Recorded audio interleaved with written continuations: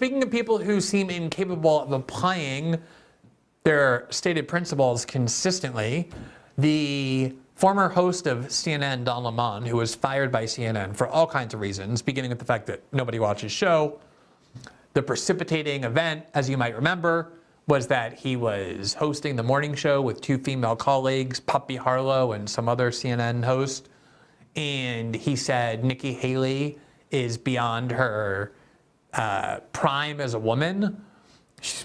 The prime of women, he said, are in their 30s and 40s, and she's beyond her prime. And he had had a lot of very abusive arguments with people who work at CNN, both in front of the camera and behind it. And CNN fired him, but they ended up agreeing to pay him $24 million, which was the amount left on his contract. CNN was paying Don Lemon something like $6 or $7 million a year, even though nobody was watching his show. I think he had 3 years left on his contract. Maybe it was $8 million a year. They paid him $24 million left on his contract. And then Elon Musk, obviously wanting some mainstream credibility for X as an effort to bring back advertisers, I think that's the reason probably, offered Don Lemon a contract to pay him a lot of money to put the Don Lemon show on X, just like Tucker Carlson has his show on X, although Tucker Carlson's not getting paid by X. I don't know exactly what the contract was. It was never actually signed, but they did agree to it orally. And as a result, Elon agreed to sit down with Don Lemon to be interviewed as Don Lemon's debut show. Obviously, that would bring a lot of attention to Don Lemon's show, and that was something Elon wanted because the idea was to put this Don Lemon show on X. But Don Lemon sat down with Elon and was exactly the same person as he was on CNN. It's incredible that so many people who leave their media outlets, I've talked about before how when I left the Intercept, there were all kinds of ways that I had been constrained that I didn't realize until I left, and I became freer. You can obviously see Tucker Carlson, now that he's not at Fox any longer, so much more liberated in terms of what he's willing to talk about and how he's willing to say it. And even Chris Cuomo, who was at CNN and got fired, and now is more on his own. He's at News Nation. He sat down with Tucker last week for a 2-hour conversation, and even in that conversation, you could tell Chris Cuomo was willing to say things that he would never have said had he still been at CNN. Even just talking to Tucker, he would never have agreed to talk to Tucker when he was at CNN. That would have been immediate cancellation by CNN's liberal audience to even talk to Tucker Carlson. So you see a lot of people changing when they leave the constraints of their media corporations. Not Don Lemon. He was not a CNN person because he was at CNN. He was at CNN because he's a CNN person. And so you can take Don Lemon out of CNN, but you can never take the CNN out of Don Lemon. And so he basically was just being a CNN host, spouting the most banal liberal pieties in the most pompous and entitled and vapid ways. And so at the end of the interview, Elon Musk, not because he was being challenged, but because he was talking to an idiot, wrote a text to Don Lemon's representative saying contract canceled. And so Don Lemon went and released the entire interview. A lot of it was him badgering Elon Musk about whether he's a drug user. Elon Musk has talked about how he uses a prescription of ketamine to address symptoms of depression. And Don Lemon tried to take that and suggest that Elon Musk was a drug addict. It was a very tawdry interview, but it was very predictable what happened because Elon Musk is public enemy number 2 to American liberals after Trump, and Don Lemon is an American liberal, and that is all that happened. But they did have conversations in which Don Lemon was attempting to condemn Elon Musk for his failure to censor more on the platform that I do think is worth watching just because of how illustrative it is of the liberal mindset about censorship. Last night we covered the oral argument that the Supreme Court had yesterday, and people like Ketanji Brown Jackson and other liberals on the court seem to be explicitly endorsing the idea that the U.S. government has to censor speech on the internet. The New York Times published an article over the weekend preparing its readers about that Supreme Court case where they basically did the same thing. I had Matt Taibbi on the show last night. We covered that New York Times article in depth because all it was doing was offering justifications for the idea that we can't allow the internet to be unconstrained with censorship because it's too dangerous if there's free speech. This is gospel now. In establishment thought, Don Lemon is somebody who oozed out of establishment sewers, and so he's talking to Elon Musk, and he's saying the things that he has been immersed in for the last 2 decades. And in this exchange, you can really see this core debate that we as a society are having about free speech and censorship. Here's part of what was said. You recently called content moderation, though, a digital chastity belt. Do you think that you believe that X and you have some responsibility to moderate hate speech on the platform? I think we have a responsibility to adhere to the law, and we have a responsibility to be transparent about when things are shown, why they're shown. That's why we open sourced our algorithm. I think once you start going beyond the law, now you're putting your thumb on the scale. And we don't want to put our thumb on the scale. It doesn't concern you that hate speech has gone. Research shows that it's gone up on the platform since you took over. That's not concerning to you? I believe that is false. In fact, the research that I've seen says it went down. The study from the Institute of Strategic Dialogue found that anti-Semitic tweets doubled from June 22 to February 2023. One study reported that as many as 86% of the posts reported for hateful content remained up after being reported. Hate speech on the platform is up. So what they will typically do is they will count the number of posts, but not count the number of views. So what matters is, was that post given high visibility, or what did like one person see it? And if you look at the number of views of how many times was hate content viewed on our platform, it is down substantially. Yeah.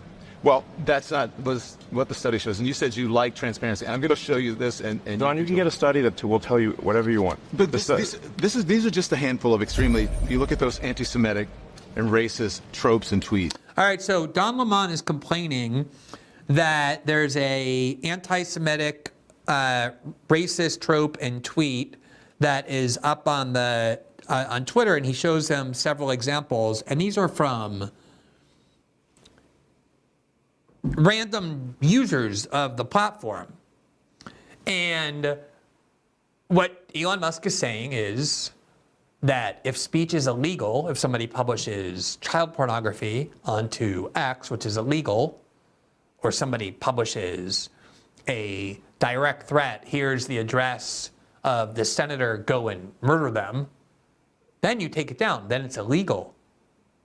But if it's not legal, if it's not illegal, why should we be censors? Why should we be removing political speech? And now, what Elon Musk is actually saying is we will suppress it. We'll make sure it's not visible in terms of advertisers having to be associated with this content. And if anything, you could criticize Elon Musk for intervening even to that extent by suppressing speech. Why should they be acting as arbiters of which speech should be suppressed and which speech should be more seen? And you can criticize Elon Musk because he has done a good job of reducing the amount of censorship on that platform compared to what it was like before he bought it. There's no question about that. But he has not really fully adhered to the standard that if speech is illegal, it will be permitted. That's why people like Nick Fuentes and Kanye West have been banned from the platform, not because they said anything remotely illegal, but because they expressed views that Elon Musk doesn't want Twitter to be associated with. There have been other examples of people who have criticized Israel or who have expressed other kinds of views that people have deemed offensive who have been banned or suspended. If anything, the way to criticize Elon Musk is by saying, the principle you're defending is extremely commendable, and you paid a lot of money for this platform, not because you thought you were going to make money from it, but because you wanted to promote this principle, and you deserve credit for that. But actually, there are a lot of times where you've fallen short of the principle that you've said you would uphold, namely where people were censored even though the speech wasn't illegal. But that's not at all what Don Lemon's interested in. He, like every Democrat that exists basically in the United States practically, has only one grievance, which is that you're not censoring enough. And he got to sit down with one of the most influential people in the world, Elon Musk, and decided to use his time, even though he considers himself a journalist, to agitate for more censorship, to argue over and over again that what the society is lacking is more censorship. We need more censorship. We have too much free speech. Here's the argument he made. Just a handful of extremely, if you look at those anti-Semitic and racist tropes and tweets. And as of this morning, they're still on X. And from your own content policy, these posts should have been deleted. So why haven't they been deleted? Why are they still there? Did you? We delete things if they are illegal. These have been up there for a while. Are they illegal? They're not illegal, but they're hateful, and they can lead to violence. As I just read to you, the shooters, in all of these mass shootings, attributed social media to radicalizing. So Don, you love. So I think what people like Don Lemon don't understand when they say that is that every single political view has the potential to incite violence. We've talked about before how the person who went and shot up a softball field in 2018 and almost killed Steve Scalise, who did shoot Steve Scalise and tried to murder as many Republican members of Congress as he could, did so because he was feeding on speeches by Bernie Sanders and Rachel Maddow, of whom he was a huge fan. And they were telling him over and over that the Republican Party is a fascist, white supremacist party beholden to Russia, and he believed them and decided he should go and kill Republicans because of how radicalized he got by that speech. In Holland, there have been a couple of right-wing politicians who were murdered by environmentalists, by radical environmentalists. So someone stands up and gives a speech like Greta Thunberg and says, the world is ending and your children are endangered because of people who oppose environmental reform. You could easily go and inspire someone to engage in violence against people who are opposed to environmental reform. After all, you've been told that those people are endangering your children. This standard can be, if you go and you say, people who oppose abortion are endangering the lives of women, you could easily inspire someone to go and try and bomb a pro-life office, as has happened. If you tell people that opposing the rights of transgender people puts at risk the lives of transgender people, it could inspire a transgender person to go and attack a Christian school in Tennessee and kill 6 people, as actually happened. Any kind of political speech has the potential to inspire violence, and actually sometimes does. But this is not an idea that Don Lemon can recognize, because these kinds of things never enter that world.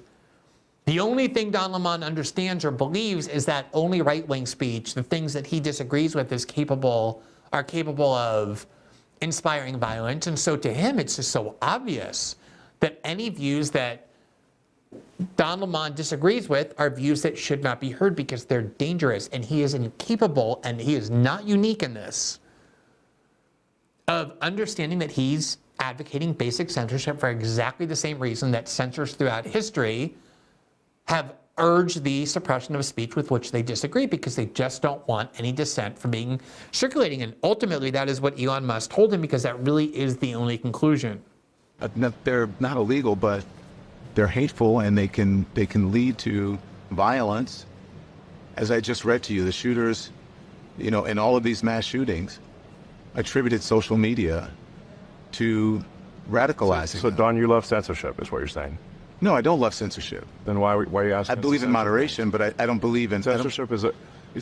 Moderation is a propaganda word for censorship. But don't you think free speech is? This is something I was so happy to hear that out of Elon Musk's mouth. It is amazing that obviously liberals want censorship. They say it all the time.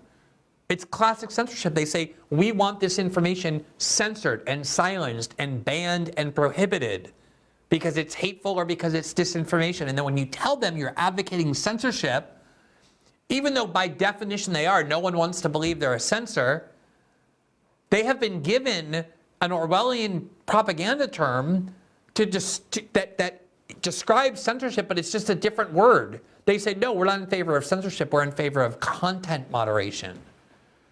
And as Elon said, and I've been pointing this out for years, content moderation is the liberal euphemism for censorship. And you just see it here. I mean, I think a lot of people have trouble when I say things like Don Lemon can't process these ideas because he's not exposed to them in his world, and people think, no, you're underestimating how sinister he is or how cunning he is. I don't think Don Lemon is cunning. I think he is genuinely incapable of processing these ideas.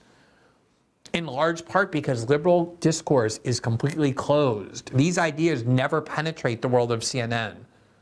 Don Lemon spends all of his time in the Hamptons with the host of The View and everybody who agrees with him on every core issue about Donald Trump and the American right and populism and censorship. There's no dissent in his world. And so to them, these are not just other views because they don't know anybody who expresses these views. These are hateful views, dangerous views. And they have come to truly be convinced in their core, genuinely and earnestly, not manipulatively, that the only solution to keep society safe is to not permit the expression of views that they dislike. And because they have been given a propaganda word to describe it, content moderation, they can say, I'm not advocating censorship, even though what they're advocating by definition is censorship. Thanks for watching this clip from System Update, our live show that airs every Monday through Friday at 7 p.m. Eastern exclusively on Rumble. You can catch the full nightly shows live or view the backlog of episodes for free on our Rumble page. You can also find full episodes the morning after they air across all major podcasting platforms, including Spotify and Apple. All the information you need is linked below. We hope to see you there.